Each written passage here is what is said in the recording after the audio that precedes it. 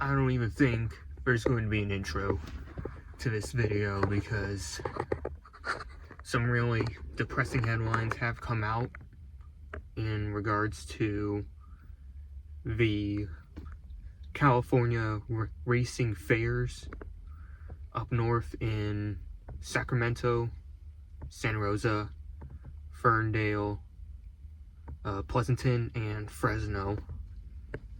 If you guys didn't hear the news already, CARF, which is the California Authority of Racing Fairs, they have came out in a statement. This comes from KMPH Fox 26, that is the local Fox station for Fresno. They have announced that CARF will not be applying for racing dates in 2025. We have seen Golden Gate Fields go under. We have seen Golden State Racing at Pleasanton go under.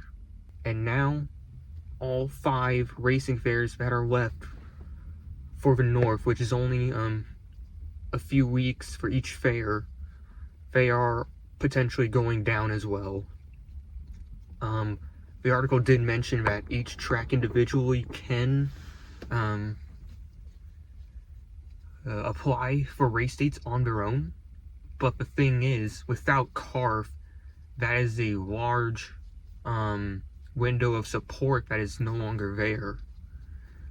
These tracks are going to need big sponsors to open up their races if they want to. Weird thing is as well, Santa Rosa isn't actually part of CARF. Unlike the other 4 fairs I mentioned, Santa Rosa is kind of run more independently. So, who knows what the future of Santa Rosa will hold. Without CARF, I think at least some of the fairs I mentioned will not host at all. And it's terrible because in Northern California, horse racing has been going downhill for a while. And yes, I am filming this in my car because I heard about this a short time ago and I've been trying to figure out what the heck's going on. And it's just a depressing situation because, as you know, I've been to the Fresno Fair quite a few times. It's my home fair. There's a lot of great people over there who love the sport, and yeah, just expect this year we're probably not going to have any more racing because it's a combination of, it looks like, financials and fan interest and all this stuff. May or may not be aware from my last video, Pleasanton tried to fill the void that Golden Gate left in the winter of 2024. They hosted a Golden State Racing meet at Pleasanton. It's of course outside of their fair dates. However, the betting numbers were complete garbage, and as you know, betting money is the big source of revenue for these horse racing tracks, especially here in California. The reason that is because in California, you're not allowed to just open casinos all willy-nilly, like, especially for a lot of horse racing tracks and a lot of tracks down east of us.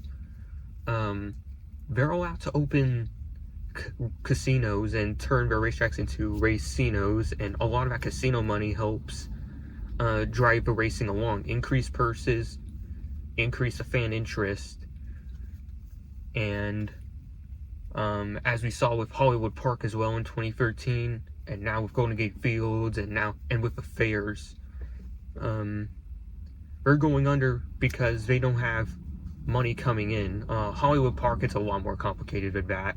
It's consequences of what happens when you don't have enough money, unfortunately, and with how bad Golden State Racing at Pleasanton has been, there's going to be nothing this year by the way things are turning out. Like, I hope that's not the case, but I am genuinely concerned about the future of horse racing, especially here in California, because there's too many tracks that are going under, and now I'm just depressed. The sport that I've loved growing up and still love is probably coming to an end if we don't do something about it, because it's not just the fair tracks, it's now probably going to happen to Santa Anita. There's been articles appearing that the mall that is next to Santa Anita, they want to expand and put a bunch of real estate and big box stores on the track, like get rid of it and just put a bunch of real estate. It's something that is happening to the short track racing scene as well. We're seeing Bakersfield Speedway close down. We're seeing Irwindale Speedway as well get shut down and is probably going to be replaced with an industrial center. Greenville Pickens in South Carolina, you probably heard that from Slap Shoes.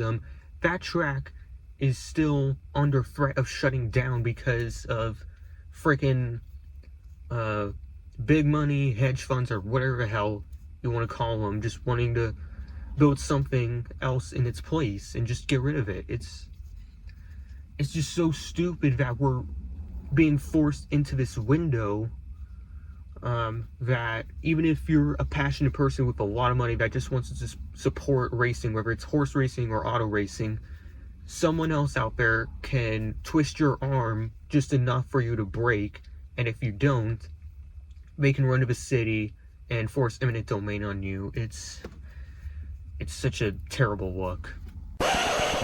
Hey everyone, STJ from the future here.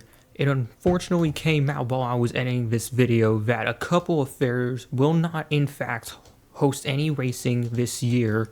Ferndale up north in Humboldt County will not host any racing in 2025 according to some. And then Santa Rosa came out in an article on DRF saying that they will not host any horse racing in 2025 due to the current and very bad economic state of horse racing in California.